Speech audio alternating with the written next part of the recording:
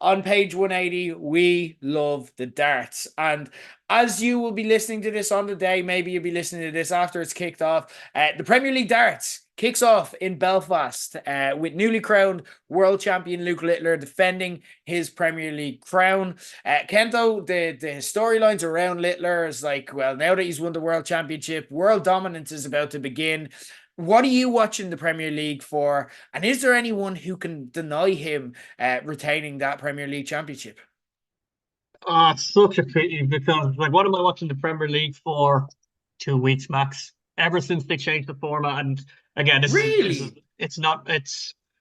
I'll make the point why it's faded massively because I think what's it 4 years, 5 years now.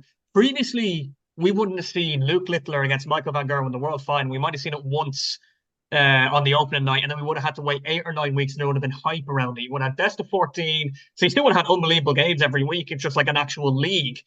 I don't like the idea of a mini tournament each week. It was great for the first couple of years, do not get me wrong. Mm. But I now see Littler Van Gerwen every second week, every third week, or I see Luke Humphries against Luke Littler. It's like these previous formats, under the old format, you would have had a build up to that, and it would have been like Humphries might have lost to Price the week before, and Yeah. you wouldn't have seen him play again for the next week, and would have, oh gee, how's he going to go against Littler next week now? It's a world final rematch from last year or the year before. And it's just I've become worn down by the new format. I generally tune in for the first couple of weeks and then the last couple of weeks because that's in reality that's all I really need to watch for. Playoffs, yeah. Now, don't get me wrong, it has its fans, and still I was at one of the ones in Dublin where it's like, yeah, you do get to see the best players in the world 2, 3 times a night, great, and that's value for money. You have the one like this year. Is anyone going to stop Littler? I mean, you have the wild card aspect. Aspinall's made it back in off the back of Brandon Flowers, and I think even he knows that a little bit.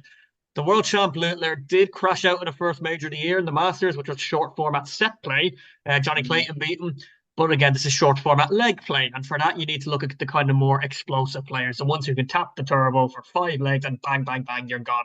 So, two Lukes, Michael Van Gerwen, definitely getting to finals night. I'm going to get Gerwin Price to go to finals night as well because he has that kind of Ooh. in him where he can go, right, I can just turn on for 5 legs and destroy any opponent in front of me. Like, once again, once you get to the finals, a little bit longer format, but still leg play, kind of take your pick. Reality, you can't not pick Littler because again, world champion still in form, won it last year, knows how to get the job done. We'll have 40 or I don't even know how long it is, 16 weeks now, I think is it, of him beating people 3 times a night or twice a night. To come into it. So yeah, it goes off as favourite, rightfully so. I'd like to see someone like Price upset him to win it, but yeah, can't go against Littler for the obvious reasons. As anyone who's watched that for the last 6 months, the very obvious reasons as to why. Okay, I'm surprised to hear that. I understand and don't disagree with your logic. I find the Premier League, the mini tournament format for me makes it an amazing live experience for the reasons that you listed. But yeah, it can wear on a week to week basis, and it does take away some of the specialness of matches. But again, it's also short format. So for me, the Premier League, when you're not at it live or it's not the playoffs where it's like, right, everything is being decided here, it is the perfect background viewing, as darts can so much be, like, because you can just check into darts, pun not intended, at any stage, and kind of get what's happening there. So I've no issue with it, and I think it's like, I don't think people bought into it when it was a longer form league format of everyone plays each other twice. I don't know if necessarily it worked. They felt they needed to change for a reason. So I'm into it, and allow me to try and sell you. And I know I don't have to try sell you that hard on darts, but for me, what I'm watching this as a season for is we were denied something we were positive we were getting at the World Championship the last time we caught up on sports, and that was the Luke's civil war in the worlds between Littler and Humphreys. But the one thing that intrigues me here is how ready is everyone is now to hand the darts world over to Littler without a fight. You know what I mean?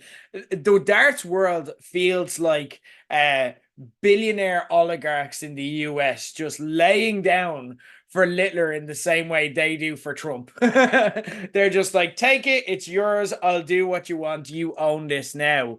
Or listen to a podcast where they were talking about the darts in the wake, and it wouldn't be a darts heavy podcast, but they were talking about Littler in the wake of the World Championship win, and they were saying, well, he's just going to dominate for years to come. And I'm like, he hasn't even dominated this year. He's had a good final quarter of the year, and he's been one of the world's best players, but you can't even say that he's dominant as it is. Like, he just had one dominant world championship, and world championships, as we've seen so often, like, you think of Michael Smith, you think of John Parrott, you think of them coming into the Premier League after their world championships. They were just as good as the rest, or the field was just as good as the rest of them.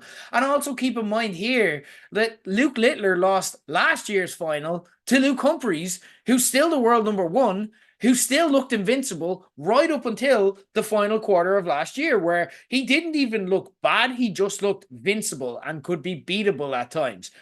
Here is a chance. If I'm Luke Humphries, and I know he's, again, we talk about like Humphries as robotic. I coined the term artificial intelligence when we were doing our World Championship preview to describe him. But if I'm Humphries, I'm going, fuck you, you're not even the world number one, and I beat you in the last world final we have. And I'm seeing this as an opportunity to every single week try and beat Littler and try and make sure that whatever happens, me and him end up in the final together. And I'm not saying that he's going to do that. I'm not making a big prediction that Luke Humphries is going to win all of this or anything like that. I'm just saying the story of this will be, by the end of it, maybe we forgot there's someone else who 6 months ago, me and you, whenever we spoke about darts, we're like, well, it's Luke Humphries' world. We just changed the Luke we were referring to, and we're just saying the same things, and it's different. Darts changes quickly. The standard is ridiculously high, and you have to be ridiculously consistent. And Humphries has shown that he can be possibly more consistent than Littler at his best. Littler is a great high-scoring player. The highs are highs, and when he plays well, he's unbeatable by anyone in the world. Littler at his peak is better than probably anyone at their peak right now, but he's not at his peak all the time, and that's partly age and kind of experience. And I'm sure he is going to come into his peak in the next 4 to 5 years and find that next level to make him Taylor or Van Gerwen like at his peak. But I still think Luke Humphries has a lot to offer, and I think we're very quick to just write him off just because he had one bad world championship. I get what you're doing a really good job of trying to sell that, but what you just said there, where it's like Luke Humphries has a chance to say "F you" every single week. Imagine how much better if Humphries had beaten Littler, and I presume that, I don't even know if it's tonight or next week or whenever they eventually play. Could be both. I'm not sure the draws. But imagine if he'd beaten him in week 2 and then Littler had to wait 8 or 9 weeks to get him again to go. That's a much. But see, that's where it's like, okay, I would have adored what you just said if it was the old format, and I would have to wait to see Humphries and Littler again. I get from a, like I say, it's the it's the PDC's biggest roadshow. It's their biggest money maker. They sell out the 3 Arena, 13,000, 8,000 Newcastle, 10,000 in London every year. Fair play to them.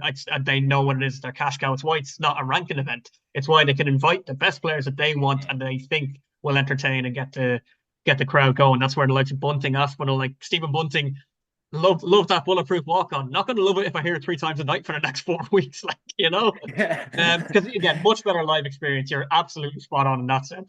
But again, just I'll tune in for the first couple of weeks. I'll tune in for the last couple of weeks, and then we might get to it. That's fair.